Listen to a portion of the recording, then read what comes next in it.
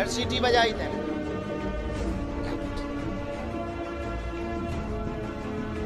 कहाँ से आना हुआ माइक लो पहले।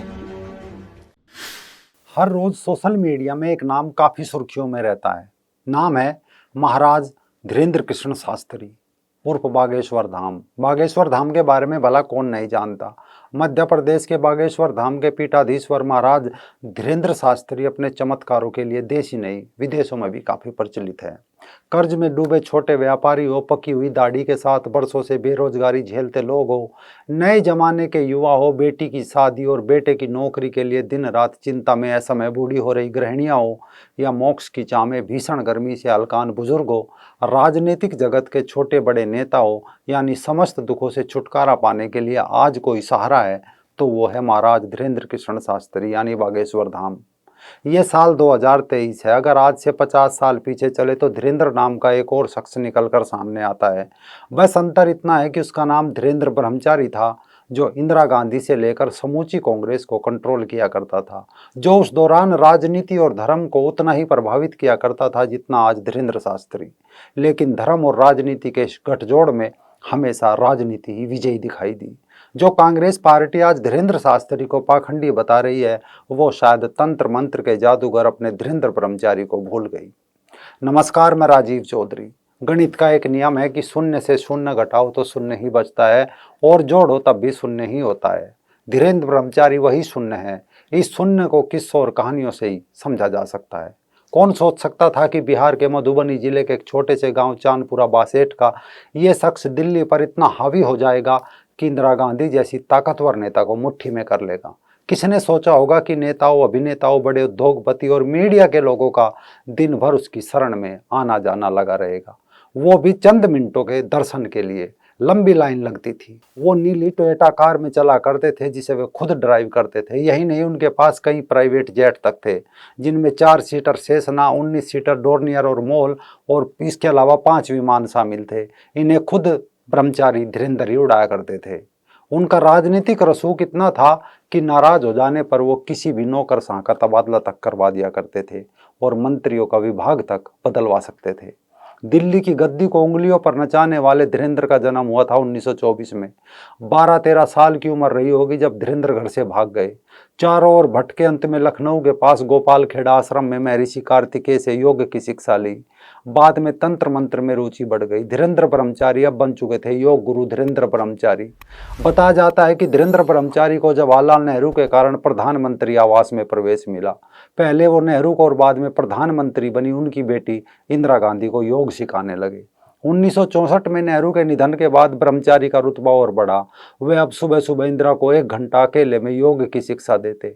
इस करीबी पर तरह तरह की बातें चल पड़ी। खुशवंत सिंह और मथाई ने तो इस बारे में लिखते समय सारी हदें ही तोड़ दी थी। आजकल उनकी किताबें बैन हैं। इंदिरा ने इस बारे में प्रसिद्ध अमेरिकी फोटोग्राफर डोरोथी नॉर्मन को एक पत्र भी लिखा था। उसमें लिखा था कि मैं सुबह जल्दी उठ जाती हूँ, एक बहुत सुंदर योगी मुझे योग सिखाता है, उसका शरीर इतना सुंदर है कि उसकी ओर कोई भी आकर्षित हुए बिना नहीं रह सकता।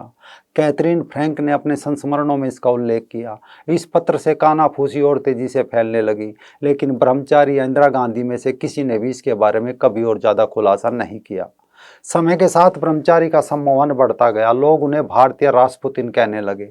गिरगोरी रासपुतिन एक रहस्यमय रूसी वैद्य, जोगी और तांत्रिक था। 1869 में उसका जन्म हुआ था। गजब का सम्मोहन था उसकी आंखों में। उसके चर्चे रूस की महारानी अलेक्जेंड्रा तक पहुंच गए। राजकुमार उन दिनों बीमार थे। रासपुतिन को बुलाया गया और उसने राजकुमार को एकदम स्वस्थ कर दिया। तब से रूसी शाही परिवार में उसकी तूती बोलने लगी। उसकी सलाह के बिना रूसी सम्राट कोई फैसला नहीं करते। इसी रासपुतिन के कारण अंत में रूस के जार का साम्राज्य तबाह हुआ। किस्सा धीरेन्द्र ब्रह्मचारी के साथ भी कुछ ऐसा ही हुआ। आज इस वीडियो में कुछ किस्से पेश करना जरूरी लगता है। ब्रह्मचारी ने जम्मू, कटरा, मानतलाई और दिल्ली में विशाल आश्रम बनवाए। नई दिल्ली के गोल डाक खाना इलाके में विश्वयतन योग आश्रम खोला। नेहरू के जमाने में विश्वतन को रियासती जमीन मिली और सरकारी ग्रांट भी। एक और किस्सा बताया जाता है कि इंदिरा ने तत्कालीन आवास मंत्री मेहरचंद खन्ना को चिट्ठी लिखी कि ब्रह्मचारी को सरकारी आवास में रहने दिया जाए। खन्ना ने जवाब दिया, आप किसी सरकारी पद पर नहीं है, इसलिए आपका सुझाव मैं मान नहीं सकता। आप अपने पिता से कहे, नेहरू जी का आदेश तो मानना ही पड़ेगा। तब बात आगे नहीं बढ़ी तो इंदिरा ने खन्ना को फिर से लिखा कि स्वामी जी से कहे कि बोरिया बिस्तर बांध ले, मैं तो तंग आ गई हूँ। ब्रह्मचारी पर कुछ नियंत्रण नहीं रहा, लेकिन नेहरू जी के निधन के बाद उनका फिर से एक बार प्रधानमंत्री आवास में बोलबाला हो गया। लेखिका मनीषा ने अपनी पुस्तक profile of the prime minister में ब्रह्मचारी के बारे में एक संस्मरण लिखा कि जब इंद्र कुमार गुजराल उन दिनों आवास राज्य मंत्री थे तो उन्होंने ब्रह्मचारी के आवास के लिए नियमों का हवाला देकर और जगह देने से मना कर दिया। ब्रह्मचारी गुस्से में उनके दफ्तर में पहुंचे और धमकी दी, या तो आप मुझे वो जगह दे दो या कल से मंत्री पद से हाथ धो लो। गुजराल ने बात नहीं मानी तो अगले कुछ ही दिनों में गुजराल का विभाग बदल गया। इंद्र कुमार गुजराल ने अपनी आत्मकथा मैटर्स ऑफ डिस्क्रेशन में लिखा है कि अगले दिन जब मैंने इंदिरा गांधी को पूरी कहानी सुनाई तो किस तरह स्वामी जी ने मुझे धमकाया, वो चुप रही, उन्होंने मुझे कोई और जवाब नहीं दिया। दिलचस्प बात यह रही कि उमाशंकर दीक्षित ने भी धीरेन्द्र ब्रह्मचारी को वो जमीन देने से इनकार कर दिया। नतीजा ये रहा कि कुछ दिनों बाद उनका भी तबादला कर दिया गया और हमारी जगह कहना मानने वाले मंत्री ढूंढ लिए गए। किसी समय हेमवती नंदन बहुगुणा खासम खास थे इंदिरा गांधी के। उत्तर प्रदेश में 1974 का चुनाव इंदिरा गांधी के कहने पर उन्होंने लड़ा था, भारी बहुमत से जीते, उनके नेतृत्व में सरकार बन गई। संजय और ब्रह्मचारी अपने आगे किसी मजबूत नेतृत्व को ठहरने नहीं देते थे, लेकिन बहुगुणा को हटाना आसान नहीं था। ब्रह्मचारी ने इंदिरा के कान भरने शुरू कर दिए। तंत्र मंत्र पर जब इंदिरा गांधी विश्वास करने लगी थी, गले में एक मुखी रुद्राक्ष की माला भी ब्रह्मचारी के कहने पर पहनने लगी थी। कांग्रेस के वरिष्ठ नेता यशपाल कपूर ने संजय को बता दिया था कि इंदिरा के खिलाफ बहुगुणा शमशान घाट में मारण अनुष्ठान करा रहे हैं। यशपाल कपूर को यह किसने बताया इसका कभी खुलासा नहीं हुआ, लेकिन संजय आग बबूला जरूर हो गए। आईबी के तत्कालीन संयुक्त निदेशक मलय कृष्णधर ने ओपन सीक्रेट नामक अपनी किताब में इस घटना का विवरण दिया। उन्होंने लिखा कि ब्रह्मचारी के कहने पर गुप्तचर विभाग को काम पर लगाया गया। गुप्तचरों ने दिल्ली के सारे शमशान छान मारे, लेकिन कहीं कुछ नहीं मिला। ब्रह्मचारी ने सीधे सवाल जवाब किए। आनन फानन में उज्जैन के एक वैद्य को तांत्रिक के नाम पर पकड़ भी लिया गया, लेकिन बात झूठ निकली, वैद्य को रिहा कर दिया गया। लेकिन ब्रह्मचारी आईबी की जांच से संतुष्ट नहीं हुए। नतीजा यह हुआ कि बहुगुणा को 1975 में इस्तीफा देना पड़ा। कई राज्यों के मुख्यमंत्री संजय ब्रह्मचारी की जोड़ी ने बदलवाए। बंशीलाल को दिल्ली बुलाया गया, बनारसी दास गुप्ता को वहां बैठा दिया गया। आपातकाल के दौर में भी ब्रह्मचारी के हाथ में अप्रत्यक्ष रूप से कहीं ना कहीं सत्ता रही।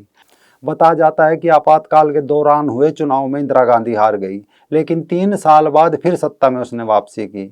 14 जनवरी 1980 को फिर प्रधानमंत्री बनी। ब्रह्मचारी का सिक्का फिर चलने लगा। इसके 6 माह के भीतर ही संजय गांधी की विमान दुर्घटना में मौत हो गई। उनकी पत्नी मेनका से अनबन के बाद इंदिरा अकेली पड़ गई। अब धीरेन्द्र ब्रह्मचारी उनके संबल थे, लेकिन 30 अक्टूबर 1984 को इंदिरा जी की हत्या के बाद ब्रह्मचारी के सितारे अचानक गर्दिश में आ गए।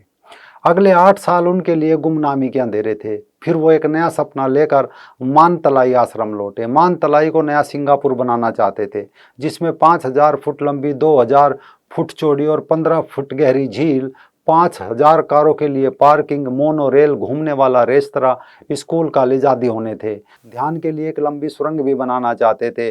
सुरंग के मुहाने पर तैनात करने के लिए भालू के 2 बच्चे पाल रखे थे। लेकिन आज न वो सपना रहा और न वो साम्राज्य। पूरा आश्रम खस्ता हाल है। वहाँ की हवाई पट्टी, वॉच टावर, सब कुछ कबाड़ बन चुका है। उस जगह को पर्यटन विभाग को सौंपा गया था, पर अभी तक उसमें कुछ नहीं हुआ। इसी तरह जम्मू के गांधीनगर में स्थित अपर्णा आश्रम का सरकार ने अधिग्रहण कर लिया। वहाँ अब फूड क्राफ्ट इंस्टीट्यूट है।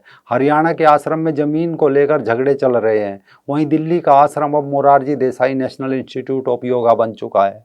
यूं मानो धीरेन्द्र ब्रह्मचारी का पूरा साम्राज्य ढह गया। उन्होंने शून्य से सफर शुरू किया और फिर शून्य पर जाकर पहुंच गए। लेकिन इस बीच एक बात यह भी अजीब रही कि संजय गांधी और धीरेन्द्र ब्रह्मचारी दोनों को विमानों का शौक था, और दोनों का संयोग ये रहा कि ये शौक ही दोनों की मौत का कारण बना। संजय गांधी 23 जून 1980 को विमान हादसे का शिकार हुए और धीरेन्द्र ब्रह्मचारी की मौत 9 जून 1994 को हुई। विडंबना ये भी है कि दोनों हादसों का कारण बने दोनों विमान धीरेन्द्र ब्रह्मचारी के ही थे। कुछ भी हो, ये सच है कि राजनीति और धर्म का गठजोड़ हमेशा से चलता आया है। कभी राजनीति हावी तो कभी धर्म हावी रहता है। अगर ये वीडियो आपको पसंद आई हो तो इसे लाइक और शेयर जरूर करें।